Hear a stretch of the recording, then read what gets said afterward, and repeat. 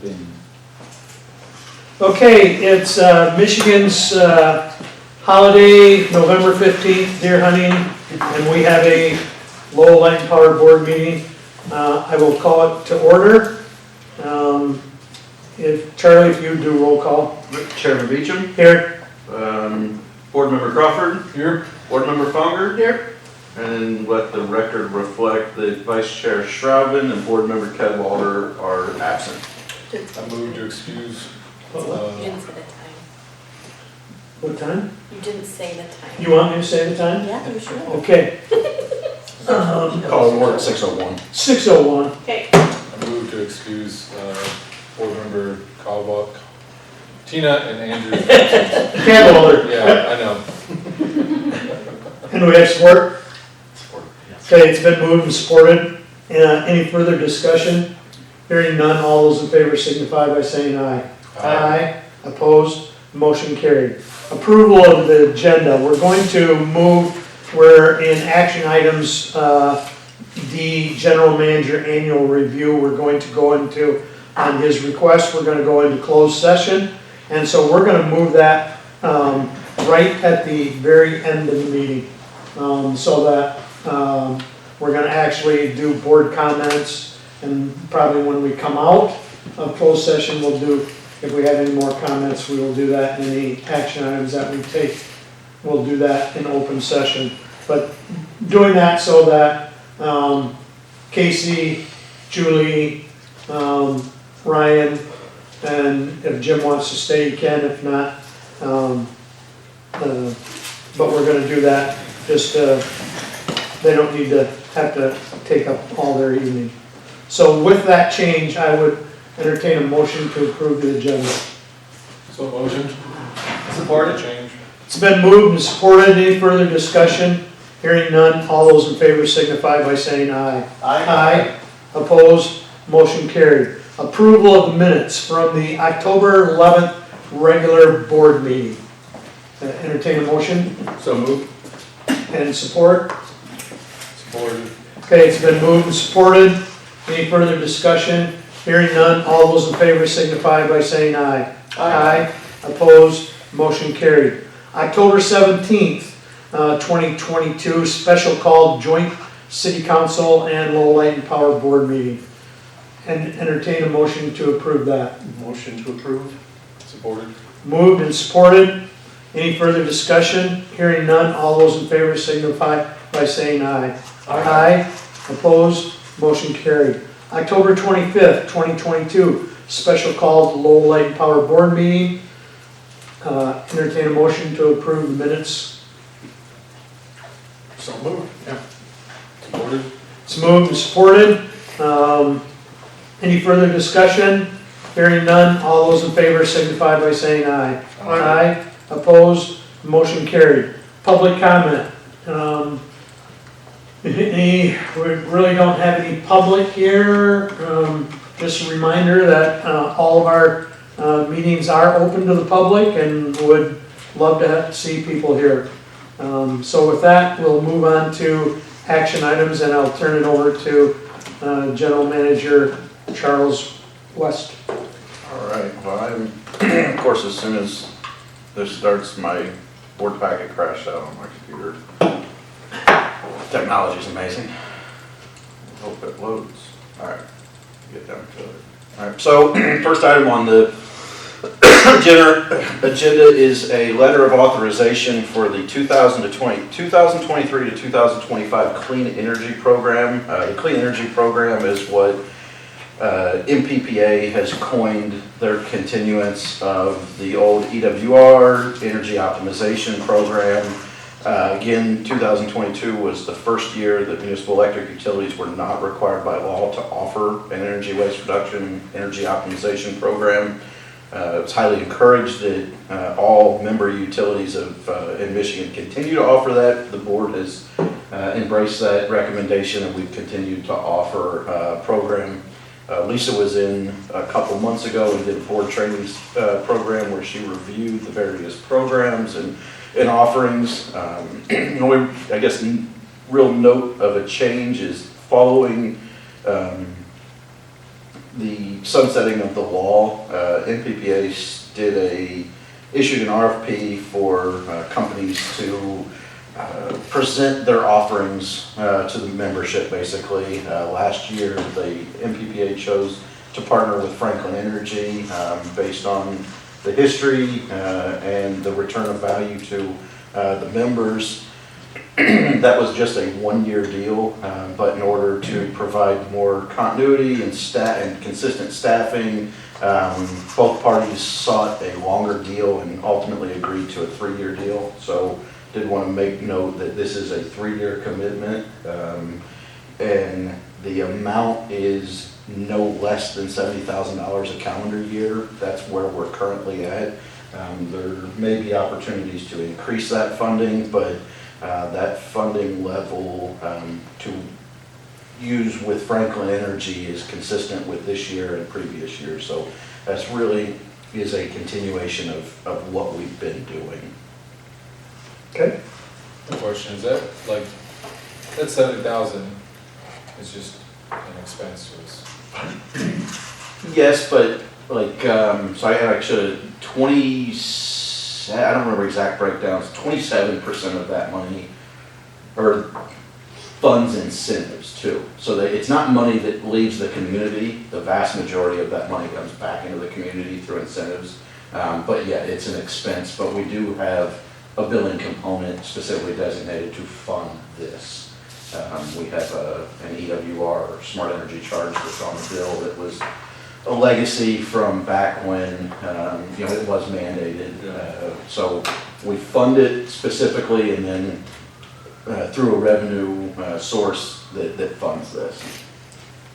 And I would have to imagine that it's going to come back. It's going to be mandated again at some point. There's a I lot. would think. There's a lot of thought that, especially with the change in the political landscape at the state level, that it's due to come back. The My Healthy Climate Council had a recommendation to reinstitute the standard for municipals and co-ops, because it's still out there for IOUs. Consumers, DTE, UPCO, they all still are mandated to continue to offer this. What happens if it does come back and what we agreed to with Franklin isn't up to par with like our regulation? Do we have like an out? I mean, are we gonna get stuck going, okay, we're still doing this for 3 years, but now we have an additional thing? This would count towards that requirement, and the only thing, from what I've seen, it would take more money than this to reach a potential, what has been recommended. So I think I don't think there's much risk of our money being stranded. It would be a head start, is the way I would look at it. If the state mandated it, we would have a head start in place.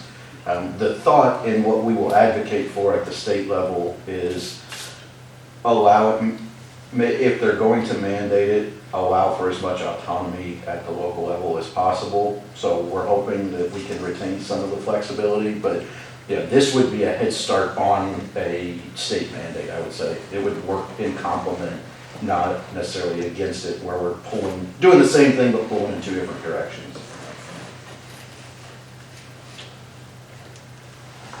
And if we didn't do it, we would pull that from the bills, Yes, I would say. because it's just in out kind of thing? Yeah.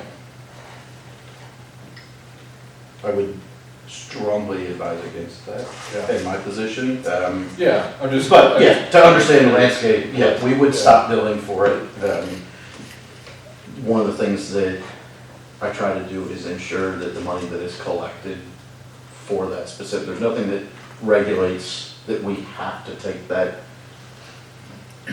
revenue and put it to this, but philosophically we have and will continue. We've actually supplemented our budget in previous years through just operating cash to supplement that EWR program with some non-designated revenues, I guess. And I would say that we look for MPPA to guide us in a lot of things, and so I would think that if we pulled out of the MPPA agreement, you'd then have other utilities, and then I think you're getting a benefit of them being part of MPPA, whereas to help.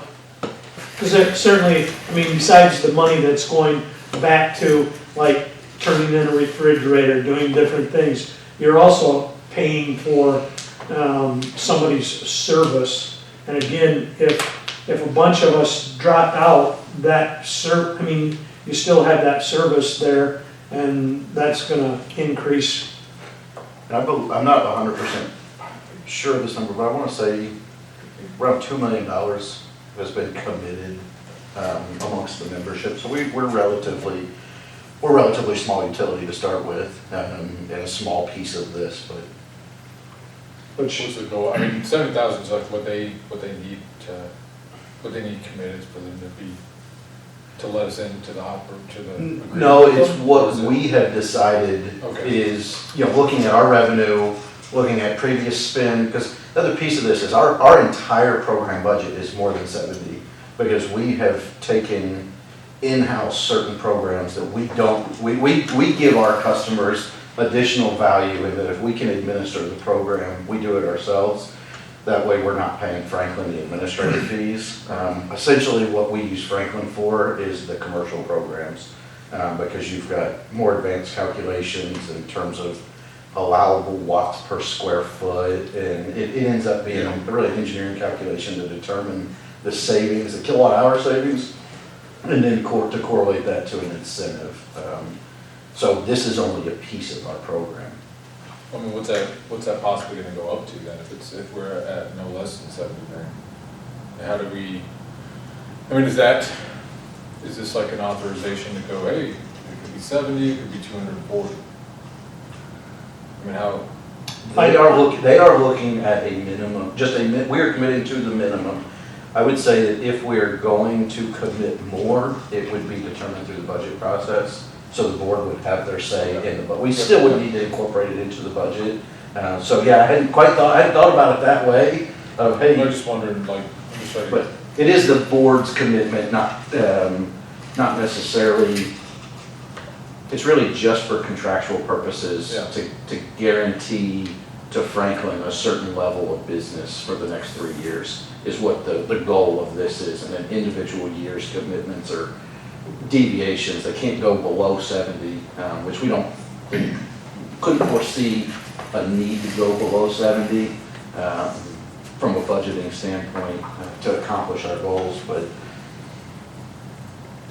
Charlie, I've never really looked at my bill 1,000% as part of that. So is there a line item that tells me that my participation is X per month, whatever it is? Yes. Yeah, okay. it's for residential. I guess. What does it say on the bill that it's for this clean energy CEP program or something? I mean, I'd have to look. I looked at it, but I just never. I'm sorry, you looking, Julie?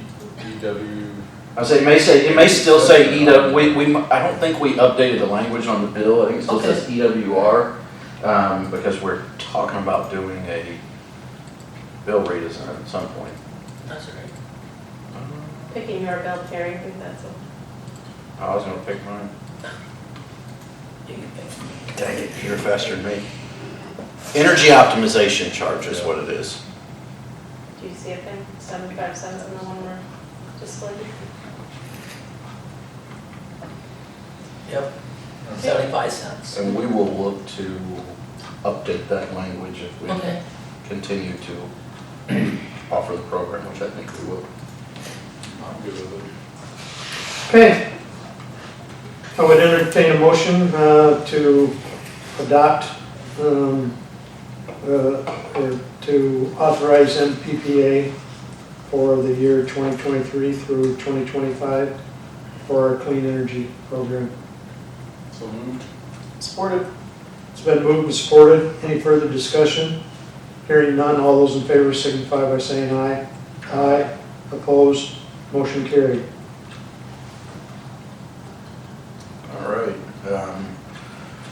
So the second item should not be a surprise to the board. We've talked about it, and I got the board's feedback a couple months ago. But as I indicated, we currently have 3 solar agreements that have been signed but have not come to the grid, and all 3 were seeking contract renegotiations or term renegotiations to deal with what MPPA is calling the confluence of negativity. It's supply chain issues, tariff issues with tariff circumvention investigations, and what's it? Supply chain issues, inflation, and tariff circumvention investigations. What's in front of the board for consideration tonight is an amended and restated power purchase commitment authorization form from MPPA. The 2 things that change, the 2 most material changes in the contract were a change in the commercial operation date, or the COD, and the price. The price increased approximately 7% and is still far more economical than replacement options, and still would represent one of our cheapest on-peak power sources, and far exceeds the forward curves on the market. The COD extension, it was supposed to COD by the end of the calendar year, and they pushed it out till May 31st. The anticipation is that it would not take till May 31st. The developer has domestic panels. It's just a matter of reallocating them from one project to another to wrap this up. So it's our strong recommendation to agree to the terms, the amended and restated power purchase commitment authorization. I talked to Charlie about this the other day. Just kind of reiterate what we discussed and came from. It's close. Like this thing's, it's a source that we can tap into very, very soon. The price increase is not crazy in the economics that we're dealing with. And I'm not sure what else, we are such a small player, and it's like, what else could we do? We don't have any leverage to go, hey, we'll do a 5% increase. And it's not, I don't know, to me it seems like either take it or leave it, and I would rather take it. And to your point there, one of the things that MPPA did, and it was a concern of the membership, is to make sure they were evaluating the concessions being made on the other side. You know, make sure that they weren't protecting the same margin and just jacking up the price on us to protect their margin. It was, how are you benching your margins? You know, you come back on your margins, we'll come up on price. And, you know, it was a negotiation. It was and to put it in perspective, I was talking with some people at MPPA, and they recently saw or were approached about a solar deal with pricing in the mid-60s. So 30+% higher, over 30% higher than where we're currently at. So from the economic standpoint, the alternative is longer delays and higher prices. With fossil fuels, the market, well, already is volatile, and it will continue to be for several years. And this is more of a sure thing. Yeah, this is mostly constructed. It's like 80. Do you remember what they said, Kay? 80%? It's really close. They have a commission date of March. We're hoping for March. March, Yeah, so it's, by May for sure. Yeah, May's the contract, but the hope is by March. 4 or 5 months away. So I mean, you can't construct a. Yeah. It's. I want to say it's one component is either the panels or the one component's over 90% deployed, and another component's over halfway deployed, 70% maybe. So it's really just a matter of getting resources from another project that's in more doubt here. For them, same thing. Let's get the surefire deal slammed on and closed.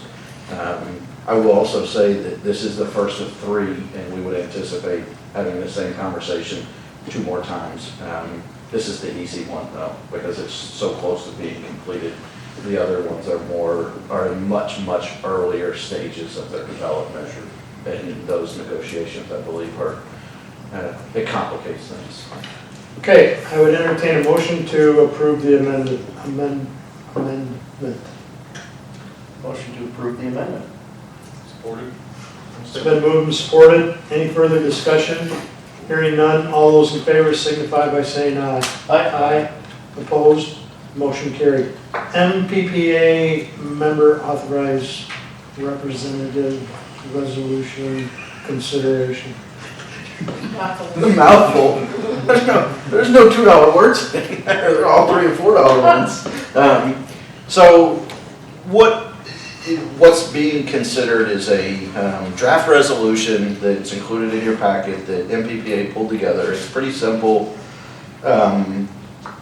But essentially what it would do is allow me as the board's designated member authorized representative, approve and execute purchase power commitment transactions so long as they fell within the parameters of the MPPA power supply risk management policy and the board's selected strategy. So included in here is our election form that we fill out every year where the board continually pursues or accepts the stability plan, which is the longest horizon plan, and absolutely what staff supports. I talked with Steve, I talked with Perry some on this. When I took over, it's not come up since I've been general manager, but I remember Steve telling me that he has operated for his entire career under the impression, or he did under the impression that he had the authority to do this. He remembers Greg Pierce bringing something to the board. We just couldn't find things, so I thought it would make sense that if the board wanted to continue down this path, we pass the resolution so MPPA can keep it on file for their records, and we would take that number 2 language that says the MAR has been delegated with the authority, blah, blah, blah, and put that in the procurement policy that outlines my spending authority. So, and we talked about it a little bit. So, in just this moment, I thought about just kind of, I like the idea of authorizing Charlie West and having that on record as compared to just saying the general manager. Again, because I think if we have, someday if there's a new general manager, then the board can revisit or whatever. So it's, the biggest issue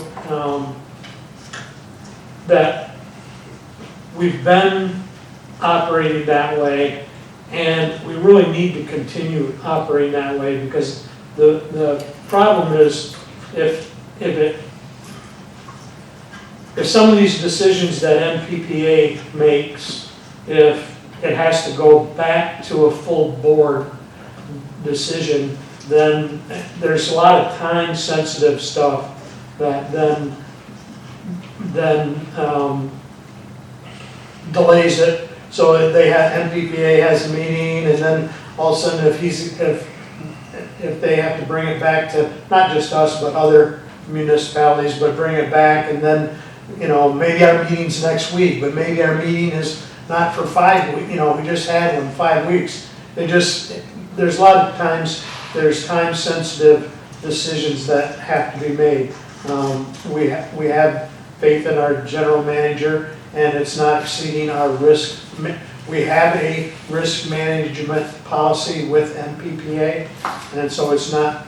So there are checks and balances, and so I would be all in favor of moving forward with having Charlie's name as the authorized representative for resolution consideration. What does MAR stand for? I don't see it in the body of the I'm sorry? text here. I'm sorry. MAR, A member authorized representative. member authorized. Yeah, sorry. Okay. Because, Yeah, I didn't see it in the text. It's in the way, when I pulled the resolution together, it's contained in the resolution, but not in. Oh, there it is, I see it now, but. Yeah, I Okay. didn't put it in my I didn't see it. my memo, that's an omission. Yeah, okay, yeah, I get it now. On the agenda, actually. It says member on. Oh, I never designated as, Mhm. yeah, As a. as an acronym, and acronyms are fun. I actually got this one and went, what does MAR mean? And I read it, March. oh yeah, that's exactly what I thought, what do they care about March for? So I would entertain a motion. So motion. And supported. Okay, it's been moved and supported. Any further discussion? Hearing none, all those in favor signify by saying aye. Aye. Opposed, motion carried. That's action items. We'll go on to information items. You'll probably want to, if you want to go to, just punch in page 77 at the top, it'll get you closer to, there's a few pages in the risk management policy from MPPA. 77. What's that? Yeah. Thanks for that. Well, I thought somebody might want to dig into, what does it mean to operate within the bounds of the risk management policy? You have all the details you could ever want. All right. You ready to roll on to performance data then? Yeah. All right, performance data, what we're seeing in performance data is decreases in sales due to weather, I would say, and increases in revenue associated with the PCA. Our revenue is increasing because our PCA is catching up with our power costs. So, yeah, we're again trending growth nicely in sales. I don't put too much stock into it, but we are seeing sales so far through the year under pacing at the residential level last year. From a commercial industrial standpoint, we're still trending slightly ahead of last year, but really that residential load is driven, I would say, largely by just having a more mild fall. We didn't catch as much air conditioning load this year as last summer, but cost per kilowatt hour, moving to that graph, you are directly seeing the influence of the PCA right here. In the last couple months, it has really crept up quite a bit.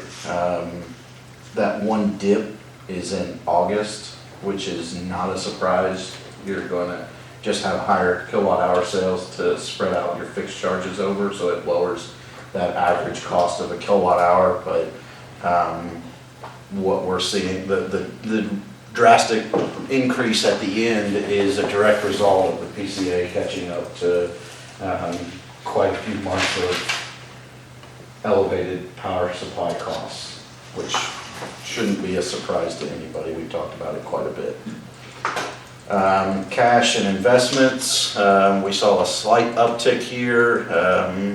I think we will, as we go into the fall, we should see some growth in cash as the PCA helps catch up some of that lost revenue, or not lost revenue, but that lost cash that has gone to feeding the increased power supply bills. But we're starting to see the seasonal relief from high power supply bills in some areas, but not in others, because some of the influences are environmental compliance driven, and we're still seeing those expenses. So power supply costs are still higher than budgeted and higher than anybody anticipated at this point through the year.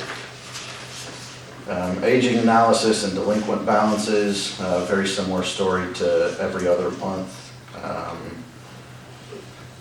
Still doing a great job managing, and the vast majority of the aging is in the 1 to 30 day category, which is where we like to see it.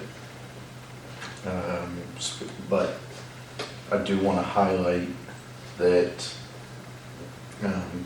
This month, we received the final payment from our very large, very drawn-out process of a billing error. So that started the day I got here and was finished 2 years later. So that's a heck of an accomplishment, getting that wrapped up. The office staff did an amazing job. I told them I owed them pizza for when they got finally wrapped up, and I wasn't sure I was ever going to cash that debt in. So that was really good. Again, moving on, the one caveat that we found out about the graph about paperless billing, auto pay, and portal registrations is that portal registration is total number of customers that have ever registered. There's no way to run a report that shows active customers with an active registration. So that line will lose some meaning over time, but I still think it's good. It's just important to know what it reflects.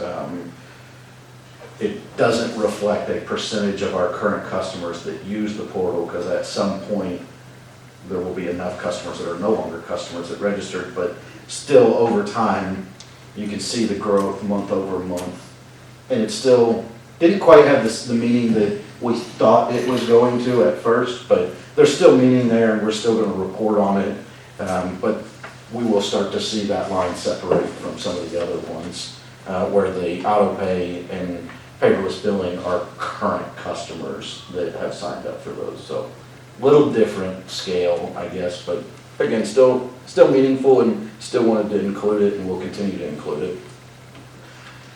Moving on to the outage report, we had another good month, but I'll hand it over to Ryan for outage report. Not too bad.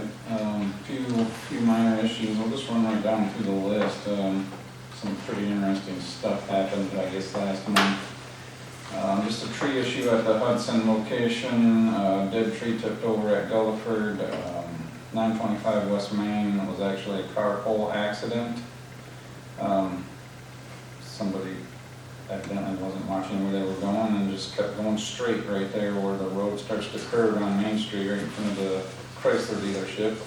Took out one of our poles. It's actually a pole slated to be removed at some point in the near future, hopefully, when we get rid of old 4160 service lines along the south side of Main Street. We're working towards eliminating a lot of that. So the line stayed high enough with the pole completely removed, so the guys opted to just not replace the pole. They just finished removing it after the accident, so it's kind of a little bit of a bonus for us, I guess. 1000 Lincoln Lake was the bad triplex issue that happened during the last board meeting. When I had to step out, I just offered, I was texting during the meeting to our on-call guy, sorry about that, but I just saved him the trip all the way into town. I don't like taking work from our fellows because they're on call for a reason, but he thanked me for offering to do it and had no issues with me going on with it, so I did, and that's what that one was. 1325 West Main, great big large oak limb on a live oak tree broke off. Took some triplex down, broke a pole. Kind of a bummer on that one. 3671 Fire Lakes, a squirrel issue out there. Overall, pretty darn good. Reliability is pretty awesome. Still, I think we're up to 5.9 last month compared to the previous month last year, so doing good. Very much agreed, so great job, and another good month. And we're getting out of, I shouldn't say anything, but I'll jinx this, we're getting out of the summer and fall outage season and get into a new type of outage season with the winter. So each season creates unique challenges, but I think the summer storm season is the heaviest hitter because you've got all the leaves and everything on the trees, and you get more tree-related outages during the growing season. So we would anticipate not having tree growth issues, but Yeah, there's also, sorry to No. interrupt, just so happens, we were regrouping, getting more tools, bringing some more guys out to a job site down on Broadway in Ottawa. Dead tree down in that area, kind of on King Millie's property that we were removing, but the fellows had went back to get a mini excavator and a dump trailer to pick up the bigger pieces, just a lot smarter to work smarter and not harder when picking them up by hand. But as they were coming back to the job site, rounding the corner from Maine onto Hudson, there was a giant load of trusses headed westbound on Main Street, turning the corner north onto Hudson. The car in the turn lane headed south, backed way up, got out of his way, but he did not make the corner very well, and the trusses were a wide load situation, so they were hanging off the passenger side of the trailer quite far. He stopped when he realized he was gonna hit the pole, and then just like took off again. And the trusses hit the pole, they were shoving the pole over, the lines were shaking all over the place, it looked like it was gonna break it. The guys were right there watching them, like waving and yelling out their windows like, stop, stop, and he hit the trailer, the truck and the trailer hit the pole so hard with them trusses sticking out over the side of the trailer that it skidded the trailer tires at the back of the trailer sideways and left marks in the road as it slammed by the pole, and they just kept on going. So, I mean, there could be a significant outage on Circuit 208 of multiple hundreds of customers if it wasn't for that pole not breaking. It was quite crazy, but it was just coincidental that our guys, 2 of our crews were able to sit right there at the corner turning the light and were able to witness this whole thing, or no, we would have never known. But it didn't break anything, didn't hurt anything, didn't hurt any adjacent poles nearby, but kind of a crazy story, I guess. Strong pole. And no Yeah. cracks or things in the pole? It's probably took some life off of it, and now we have 6 lives left instead of 9 now. Definitely didn't help the shape. Yeah. I'll say, look, it's an old creosote pole though, isn't it? Yeah. Yeah, it's southern yellow pine, heavily treated, good Okay. shape, solid still. Do we have a policy that if I was to take down a light pole, because I ran into it, I would pay you guys for the pole? Okay. It's typically handed over to insurance, Right, Yep. okay. That's what I um, thought. but yeah. All right, so that's the monthly outage report. Thank you, Ryan. Moving on to the income statement, I sound like a broken record again. Power supply continues to be over budget. We continue to do everything we can in every other area to control expenses. Sales revenue, like I said, has slipped a little bit compared to last year, and that accounts for a lot of that. But we are also, we plan to make up some of the additional revenue in the second half of the year once we make our rate adjustments in January. And then we also have not, the new load growth has been very slow to come online, but we didn't plan for that anyways. But the guys have made great progress at Grand Rapids Gravel Company. They'll probably turn their service on in the spring, I would guess, at this point. I don't see them turning on a service for a month and then shutting down and having demand ratchets through the winter. The cannabis grow operation is coming online. The load is coming online very slowly, and then there's some additional load growth at a local industrial facility that's still online for January. But again, those load growth opportunities were not baked into the budget because they're so I won't say unreliable, but things happen. There's too many moving pieces to count on them, so we didn't count on them. So the vast majority of this is tied to just having some reduction in sales above what we had anticipated. Like I said, again, power supply, the one shining star on the income statement is the interest income. Where are we current year to date? 12. Yeah, so we will exceed our budget number there due to taking advantage of some rising interest rates. But this month is always a tough month. Last year we had I don't know, prior year to date, actually, not the one I was thinking of. But typically we end up going into the fall season with a worse month because we're still paying for fuel supply in the summer, but has reduced sales 2 months because the MPPA bills typically lag 1 to 2 months behind. So we see the reduction in sales while we're still paying for the high fuel costs associated with the higher loads in the warmer months. So I don't say it was to be expected, but we did not plan for a great month. Current month budget was just $550 positive net income. We came in with a slight negative net income. Overall for the year, we are trending behind last year and trending significantly behind budget.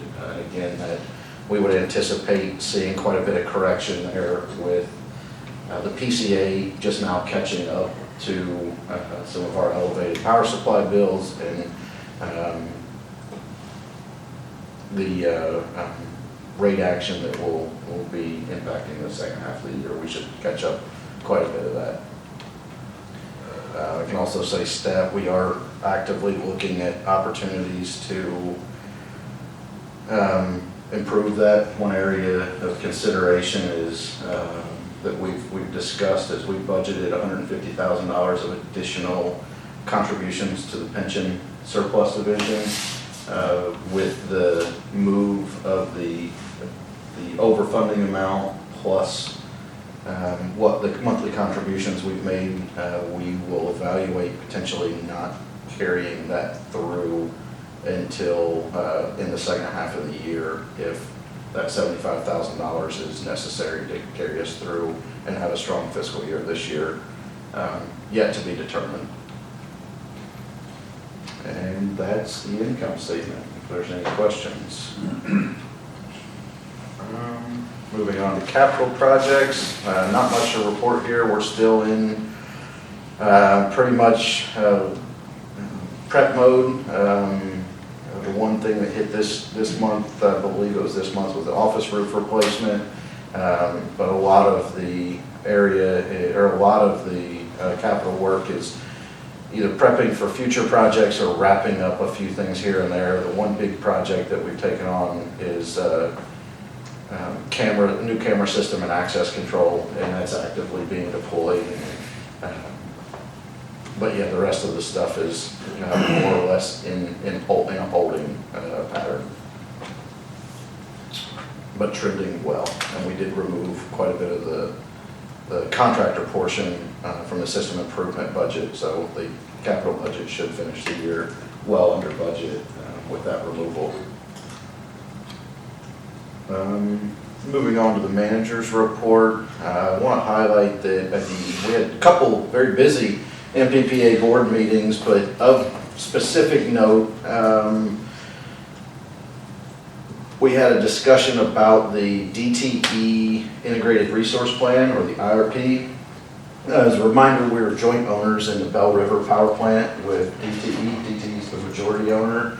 DTE filed their IRP with the MPSC at the beginning of November, and it did include plans to repower the Bell River Power Plant to a natural gas peaking plant, kind of. They're not sure how they're going to operate it. There's some different load factors that they're looking at, but they're looking, there will be opposition to it, but there is an expectation that this process will be far less contentious than the consumer's IRP process that occurred over the last year and a half or so. But the repowering of Bell River is directly linked to closing a different DTE coal facility 15 years earlier. So the trade-off is a pretty good trade-off. Stop burning coal in two facilities significantly ahead of schedule and replace one of them with a natural gas plant.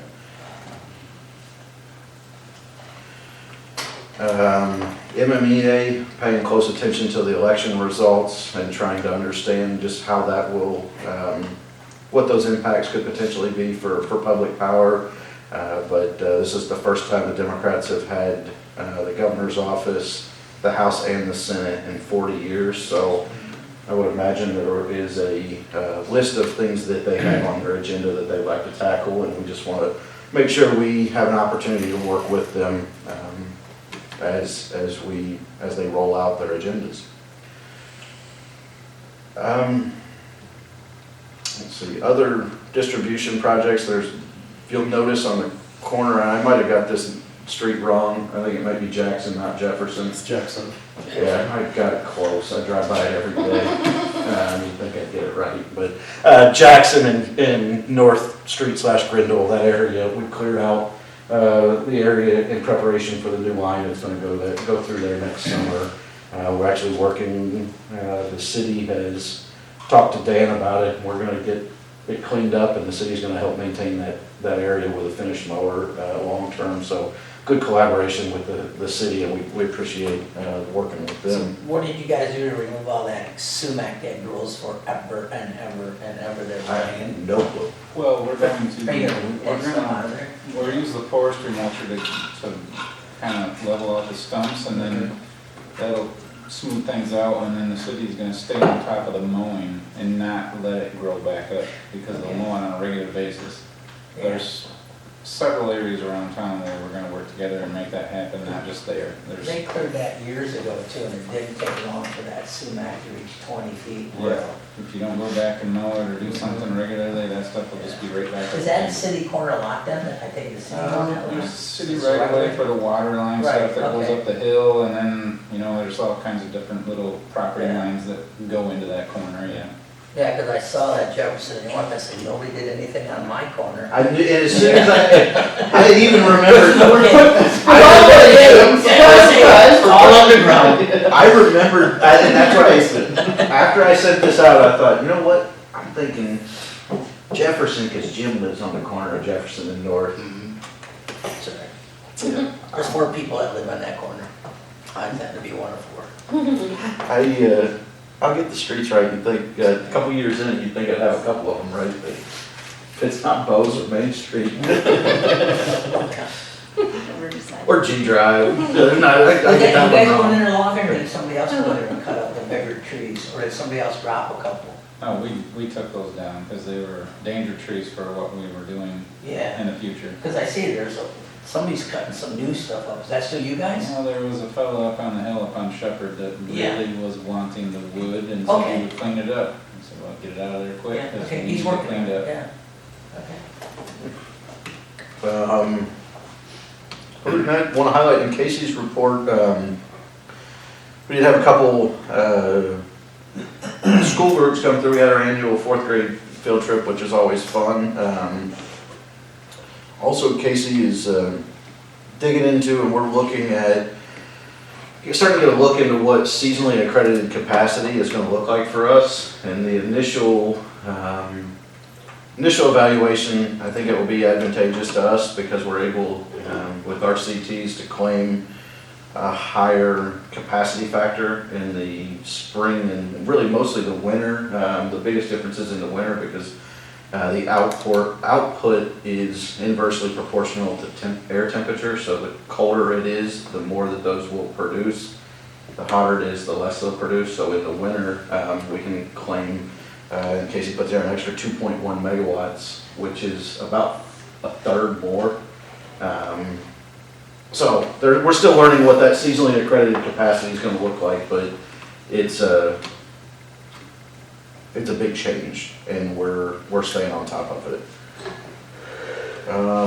The line shack, I think everybody is aware, at the last city council meeting, the resolution to sell the line shack to Canfield did not pass, and the council voted approved in a 4-1 vote to draft a resolution that would sell the line shack to Todd Shaw. The first time they can take action on that is their first meeting in December. As a council member, I was extremely disappointed to hear what had happened during the meeting, because it could have saved us a lot of time waiting for the next one and the next one and the next one, so, especially under the circumstances. And I let them know that I was very displeased with what transpired. Thank you. Yep.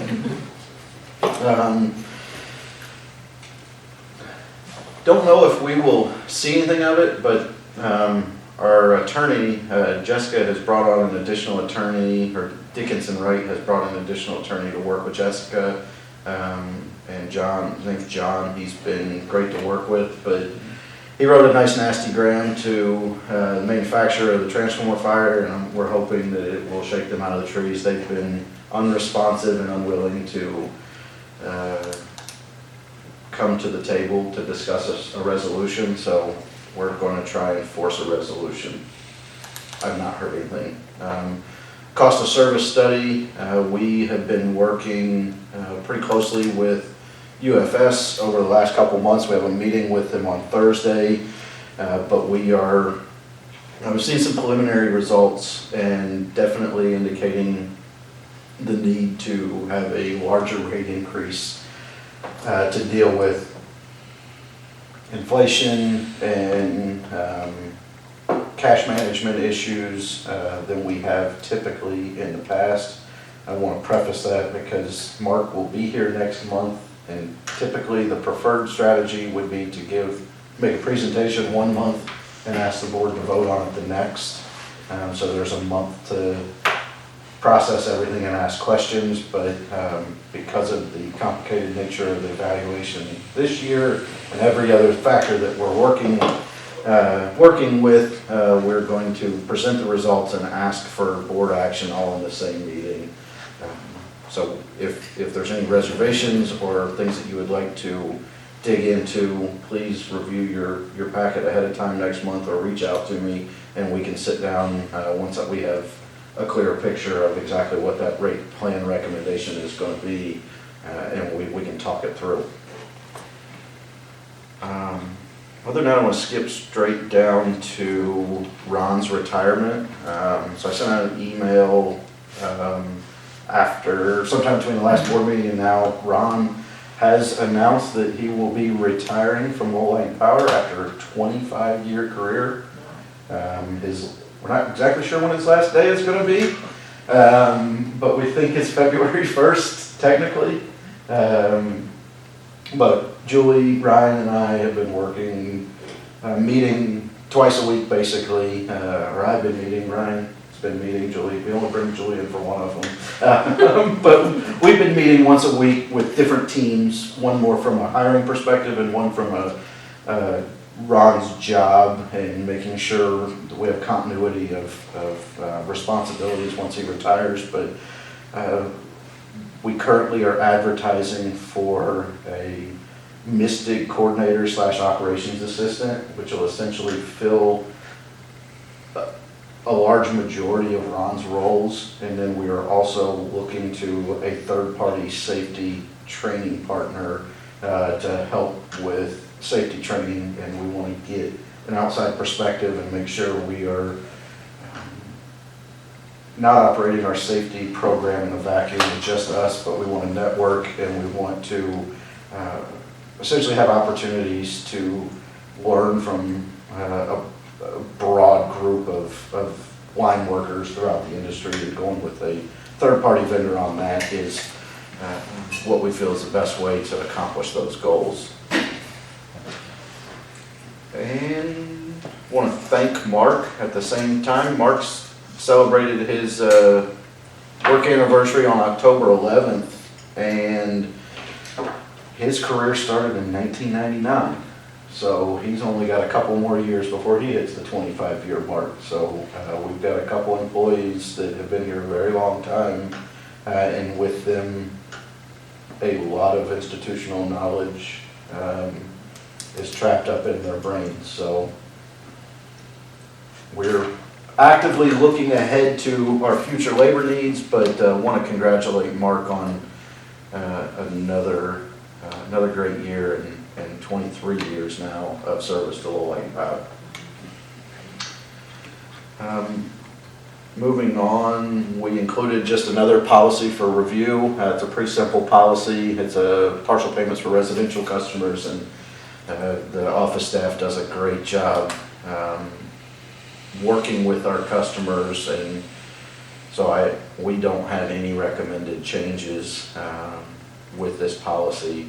They do a great job managing our bad debt and working with our customers, and I think the results show that they do quite amazing job. And that's all my pieces except for the schedule of meetings. That might be, if we didn't have another item, that'd be an hour-long board meeting on that. It can work. We can do it. It's clearly Tina and Andrew's fault. Wasn't gonna say it. But yeah, I'll turn it back over to you, Mr. Chairman. Okay, next regular board meeting, December 13th. Day before our birthday. That's right. You guys share a birthday? Yeah. I did not know that. I'll make a note. Remember, cake on that day. Dave. 69 for Perry. Is it not? Yeah. I feel like I'm Some 23 something. in my mind.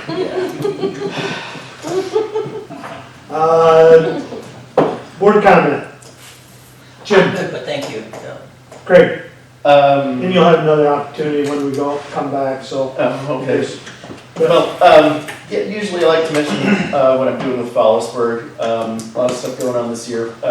This year, the bridge will be decorated with lights and garland.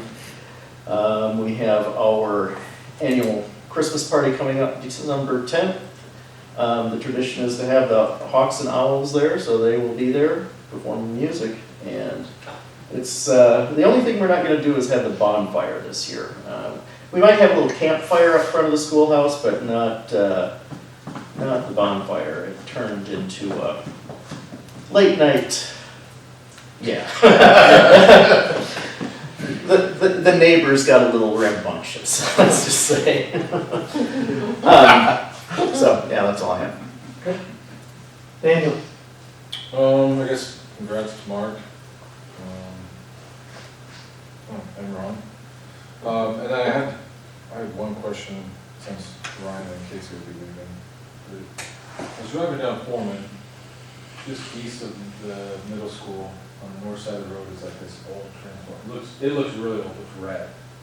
Is it rust red? What's going on there? Just curiosity. Really? It's probably an old brown one, and then the paint does not last that well. Okay. Yeah, I mean, we noticed a few other ones that look really bad, like the paint's just leaving them really quick. Another one is right out here for Optic, the center transformer. It starts to look. It deteriorates so More dated. fast. I Yeah. made the guys go out there 2 times now with the bucket just to make sure something wasn't wrong with it. Yeah. But it's just the paint's coming off, so yeah, I'll double check that one. And Yeah, I mean, if it's working, it's working. I just was curious because it wasn't uniform with all the other transformers, and I was like, what's going? Where is it? Like, was it a replacement transformer that we like? Oh, maybe we got. on Foreman, On East Foreman, of the old railroad grade, like the, east of where? East of the middle school, so it's like Middle further school. down. I've got Google Street View, I'm Next. curious now. sure. biometric One of the manufacturers. first ones. No, it's east of the middle. East, you guys are going west of the middle school. Towards Yeah. Cheap Drive.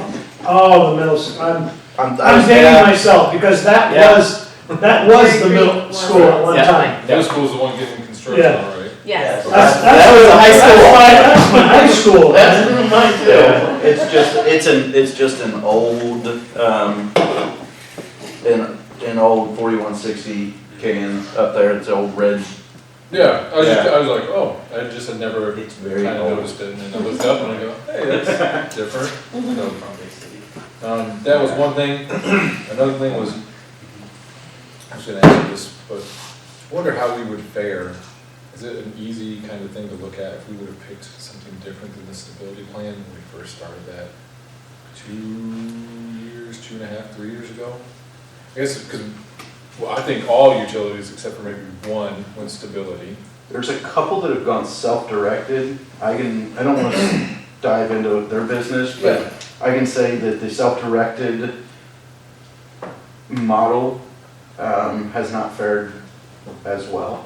Sure. for them. I guess I just wonder if like, because we debated on going a little bit more aggressive, I think, when we voted. I think we were a little bit more aggressive than the other three, and we went stability, but I'm just curious, so like, I wonder There's if not we would've necessarily like a, hey, if you would have done this, you'd have been on this path. The paths would have been, it's very hard to tell what transactions we entered because in the vast majority of our hedge plan is through firm commitments, where some utilities are far more driven by market transactions, where they're going out and getting a bilateral, where they're saying, hey, we're 5% short of our hedge strategy for every month of the year, except for 2. We need to go make a very large purchase to shore up that piece. But for us, we're in a very strong hedge position from our firm commitments that I don't think it would look drastically different. But it would definitely be different. It probably would be that there are some transactions that we would have waited till later, till that prompt year, but you butt up to that prompt year, because really the other plans just don't look as far out into the future, where with the stability hedge plan, we're gonna roll into a new year next year. We're gonna execute transactions that if we were part of the other ones, we wouldn't be. Generally, it would have been worse for us probably with the rise in power costs, right? I mean, if we would only had a 2-year horizon versus a 4-year horizon, then we would have been like making decisions in a more current market, right? So like as the power cost skyrockets, a shorter horizon means that screw us. Yes. So I think it will work very well to us. In a rising power market, we do run the risk that in a declining or decreasing power market, that some of those four prompt year out transactions are going to be based on the forward curves from now, based in that the framework for those forward curves is going to be the elevated prices. Where something could happen between now and closer to that time. 2 years from now, some that could be more sources could come online that could decrease, and we could have waited.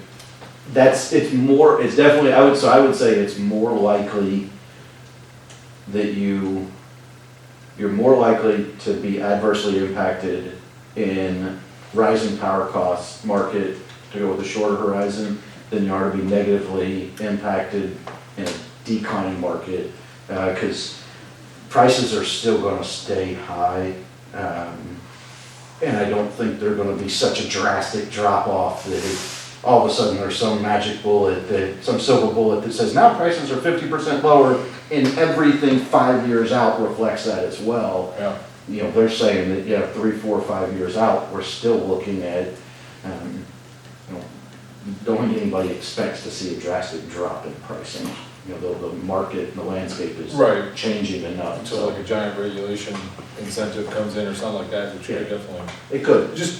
For my sake of thinking about how all that works, I just wondered.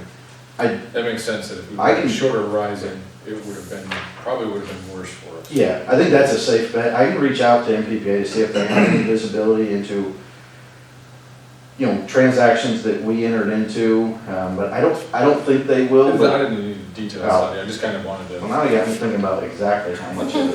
I'll stop. We'll talk philosophically and theoretically at this point. We'll talk again about it soon, I'm sure. Okay. That's all I got. Okay, obviously it must be November, because it looks like it's no shade November going in here, or Wasn't the point. wasn't the plan? Wasn't the plan? Okay. Casey he put his IT hat on this afternoon, and it took a little longer than expected. I'll say he usually sneaks home during board meeting days at some point. He's freshened up. I did, and I'm gonna bring this up to the rest of the board. It's a little premature, but I did. So my wife is active with the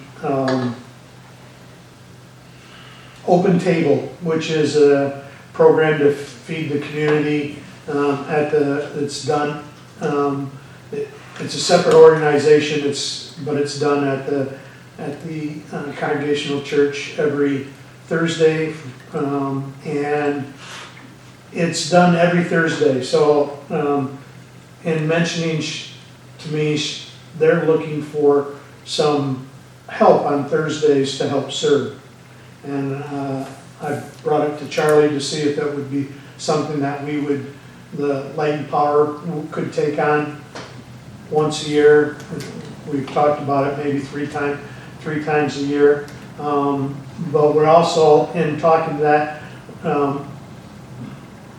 Charlie has started the conversation with his staff, and I just wanted to let the other board members know what we're talking about.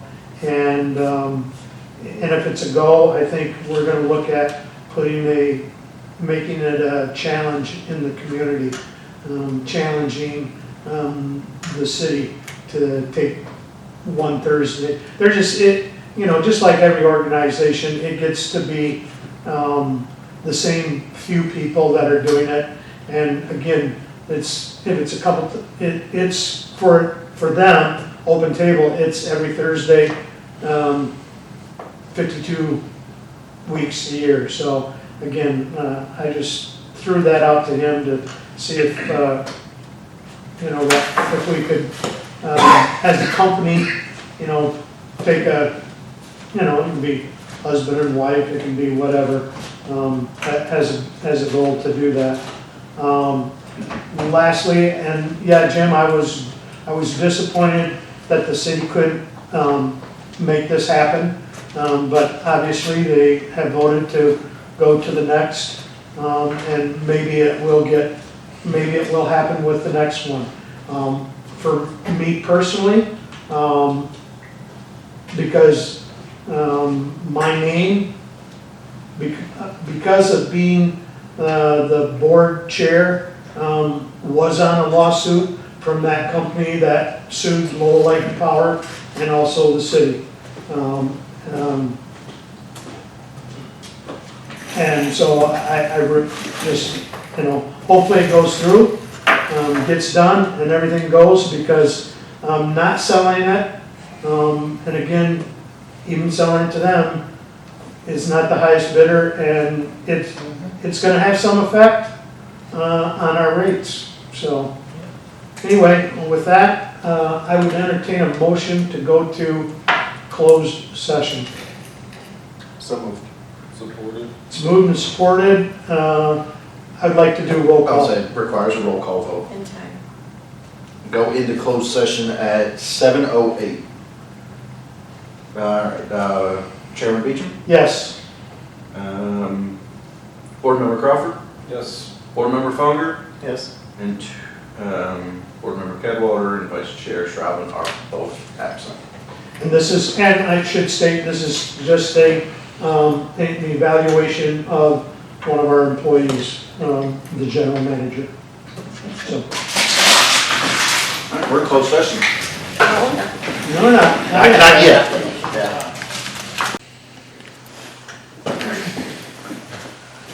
Is it on? Hope we get some good editing abilities.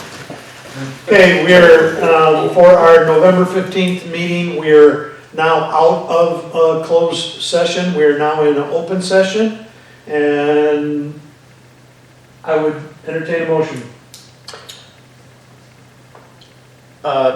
Motion to give the general manager a 4% raise retroactive back to July 1st, 2022, and going forward to July 2024. Okay? Do I have support? Supported. It's been moved and supported. Any further discussion? Hearing none, all those in favor signify by saying aye. Aye. Opposed? Motion carried. I will now entertain any comments? Okay. Any board comments? I would entertain a motion to adjourn. So motion. Supported. Moved and supported. Any further discussion? Hearing none, all those in favor signify by saying aye. Aye. Opposed? Motion carried.